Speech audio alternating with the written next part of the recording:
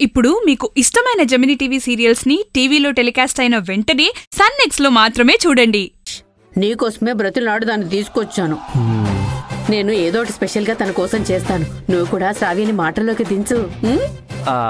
ఇప్పుడు చూస్తావుగా మన పర్ఫార్మెన్స్.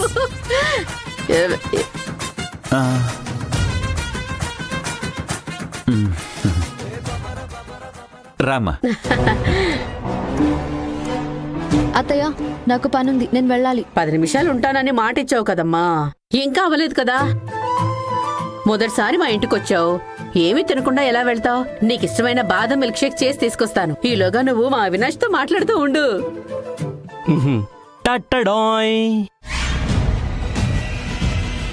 శ్రావ్య, ఈ ఆల్బమ్ చూడు, ఇందులో నీ చిన్నప్పుడు ఫోటోలు కూడా ఉన్నాయి. ఓ, వీడేంటి ఆల్బమ్ తీసుకొచ్చాడు మాటలు చెప్పమంటే? నువ్వు చూడు శ్రావ్య, చూడు. కూర్చో కూర్చో, కూర్చోండి అమ్మా, కూర్చోండి.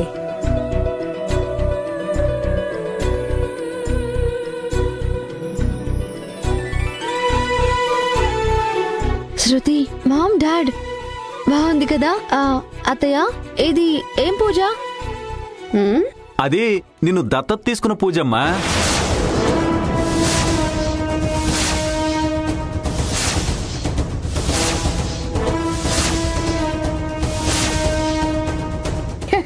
అయ్యో, దత్తత కార్యక్రమం కాదండి, దత్తాత్రేయ వ్రతం. ఓ, అదే దత్తాత్రేయ వ్రతం అని పలకడం రాక మీ మావయ్య ఇలా అన్నాడమ్మా. దత్తత అంటే అడాప్ట్ చేసుకోవడం మావయ్య. దత్తాత్రేయ అంటే శ్రీ దత్తుడు అని అర్థం. నేను పూజలు చేయకపోయినా